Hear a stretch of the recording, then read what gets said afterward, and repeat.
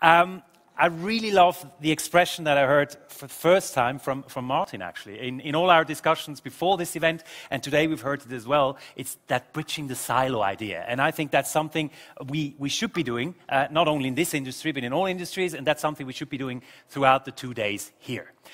Of course, we can bridge the silos also to other industries, because that's something, I think, which goes along with innovation, with learning, is that we learn or we take the experiences from other industries. And we were thinking, let's have a look at another industry which has shaped Switzerland as maybe not another. I mean, what are we famous for? Tourism, of course. What else? Cheese, chocolate. I heard chocolate as well. Cheese, of course. Watches, of course. So, since I heard it, yeah, cowbells as well, exactly. We'll be talking to the cowbell industry maybe next year or in 2 years, who knows. But we'll be talking to the watch industry, and we'll be focusing on that industry which, as I said, is worldwide known for Swiss quality and for Swiss values. And if we talk watches in Switzerland, and if we speak about people who have influenced this industry like no one else, there's only one name that we can come up with. He's been called the giant of the watch industry. I know he doesn't really like that expression, but somehow it's true. We have Jean-Claude Biver here today, and if there's a chance that you might not know him, let me just give you a quick pitch. I know everybody probably knows him. He has been highly influential in the watch industry for, dare I say, more than 40 years. He has been the man and the brain behind 5 watch brands that he pretty much restructured. All very famous brands that you all know: Blancpain, Omega, Tag Heuer, Hublot, Zenith. He took them. He gave them his own spin, he gave them his own color, the Beaver touch, if I can call it that. He has been the president of LVMH until last year. He stepped down, but he's still very active in this company, in this industry. So from all what I've just said, you get the picture. He's the best person to talk to us about the watch industry. We're very, very glad to have him here, Jean-Claude Biver. Pleasure. Thank you very much. Maybe you can have a... Let's have you facing me. As I just said, if we talked about your career, that would fill the 15 minutes we have. So I'm just going to kind of grab certain moments of that great career that you had. One thing that goes along with your career is innovation. And we'll talk about innovation today and tonight and tomorrow. And you're known as being one of the great innovators in the watch industry. And if I look at things you've done, you've always been at the forefront of things. Let's say with Omega, for example, you were one of the first who I wouldn't say who invented product placement, but you made it big. I mean, Omega in the James Bond movies, you were one of the first who were actually working with testimonials and with famous people, working with that brand. If we take Hublot, you were the first one to go into football. So it's the first kind of high-class luxury brand for footballers, and I don't know any footballer who doesn't wear a Hublot right now, so you have been very successful. You made Hublot TV as well. That's probably the first luxury brand being on the internet with a TV station. It all boils down to one question. Where does your innovative spirit come from? Where does it lie in you? I think it comes first from my passion. If you are passionate, you have energy. If you are passionate, you have harmony. And if you have harmony inside your own body, and if you have strength, nothing will resist. So that's number one. Number two, when I was a hippie in 1965, 66, 67... Did you have long hair? Yes, of course. I lost nothing from my hippie time except my hairs. The rest is still there, my mentality. So we were reading Confucius, and I was not a very intellectual guy, but nevertheless, I had the book. I had also the Red Mao book. Many things I didn't understand, but it was good to see, to show people that you are reading. And Confucius said something that has influenced me all the time. Only the dead fish swims in the current with the speed and direction of the current. And I'm living near the Rhone, and to imagine, I have thrown a piece of wood in the water, which is a dead fish, and it's like that. And the fish that is alive goes left, right, and the other side. So from that day on, I thought that whatever I would do should not be dead fish. It means you cannot go in the current. But if you don't go in the direction of the current, where do you go? You go somewhere else. And how can you find something else? By inventing. Why did Hublot go to football? Why? Why? Is that the right sport? We didn't know. We thought a little bit, but we didn't know. But we said, if we go in football, we are different from all the other brands. Because all the luxury brands, they go into golf, into tennis, into horse riding, into polo, into yachting, etc. Who was in football? Nobody. So I developed the mentality to be first, different, unique. If you are first, different, unique, you cannot lose. But to be first, different, unique, you need to invent. You need to invent, and it's fair to say you're not a dead fish, and you're not a dead log swimming with the current. You're known as a renegade in the industry as well. We're very outspoken. How much of that comes from stubbornness? Because I know you are a stubborn person, and you even admit it. Because, you know, let's take an example. In the middle of the quartz crisis, to come out with the Blancpain claim, we have never made a quartz watch since, what, 1735? Yes. And we will never do that. That takes courage, it takes guts. Yes. Does it take stubbornness to be successful? Yeah, the most it takes is the courage to be wrong. That is something everybody's afraid of. Everybody is afraid to be wrong. Were you wrong many times? A few times, of course. On little things, quite often. On very important elements, not so often. Thanks God. Hence it was success. only luck. Okay. Yeah. Not only it was only not only luck. It was also because I have a lot of doubts, and when you have doubts, you are always double checking. And when you have doubts, the best way to get the doubt out of you is to ask to other people.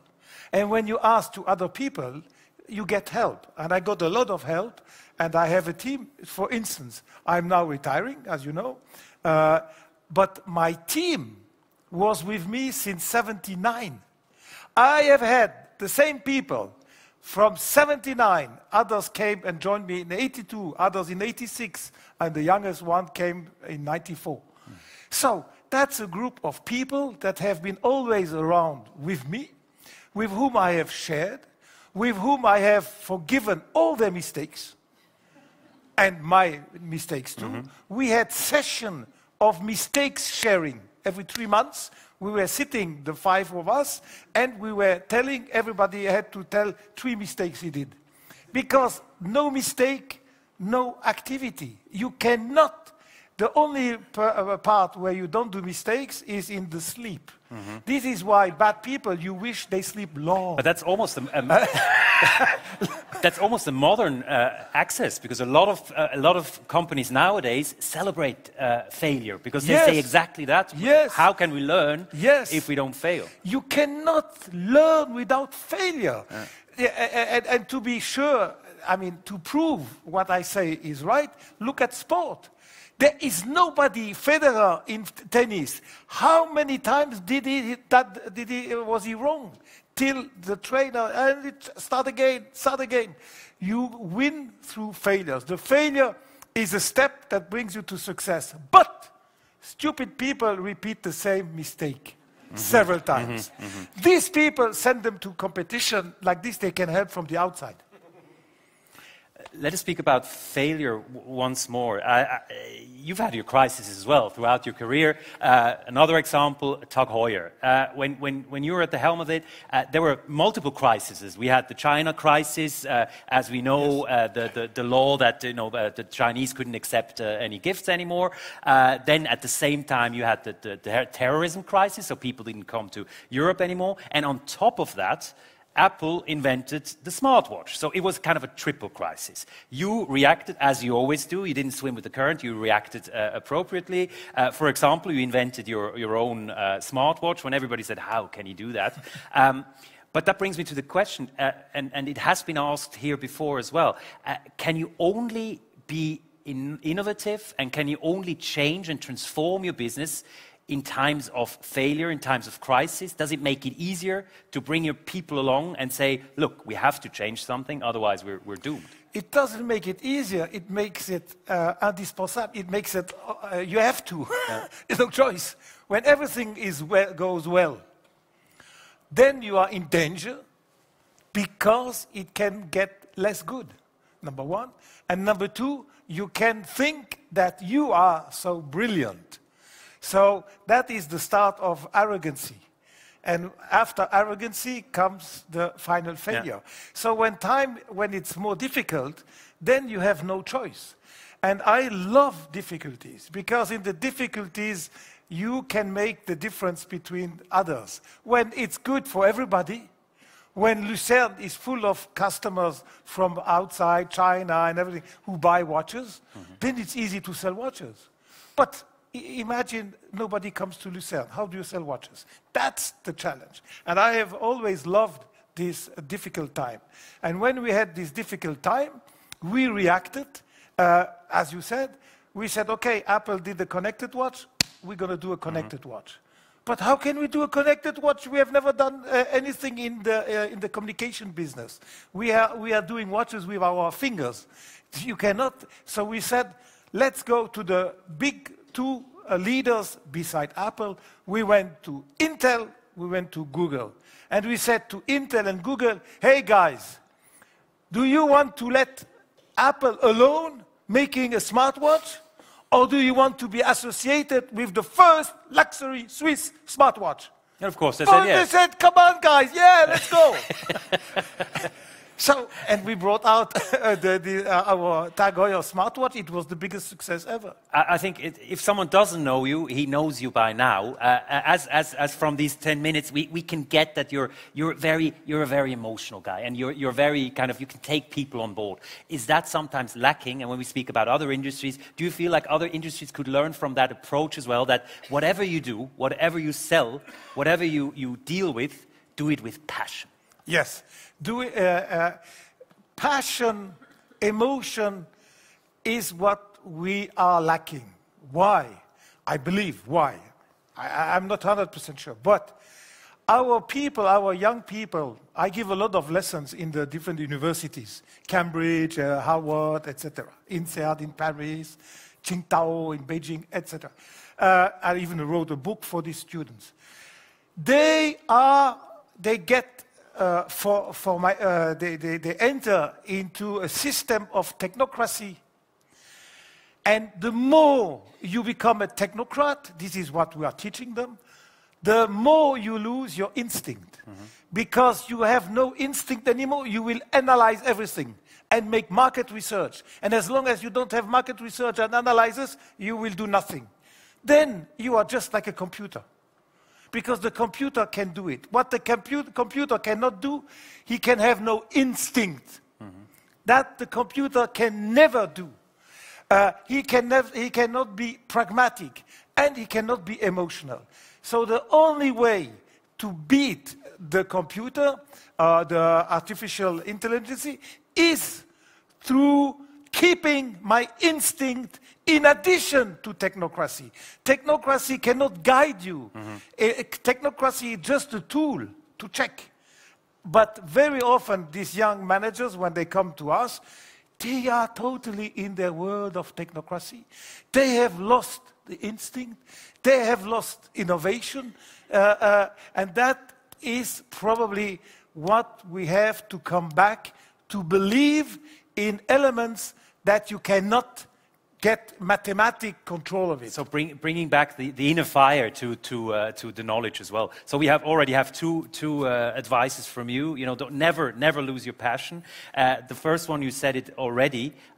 Work in a team. And there's a beautiful anecdote, and if you don't mind, I'd like to share it. And if it's not true, please correct me. Apparently, when you were in the gymnasium in the École de Commerce in Lausanne, you had a teacher who told you, look, you're too lazy to become something, and there's only two ways. Either you're from a rich family, then I don't have any issues with that, and I don't worry for you. Or the second one, you have to surround yourself with great people. And that's what you did all your life, right? He said you have to surround yourself with people that are much better than you. Oh, even better than, yeah. And this is what I followed, because I believed he was right. There is nothing better than to be surrounded with people who know better than you.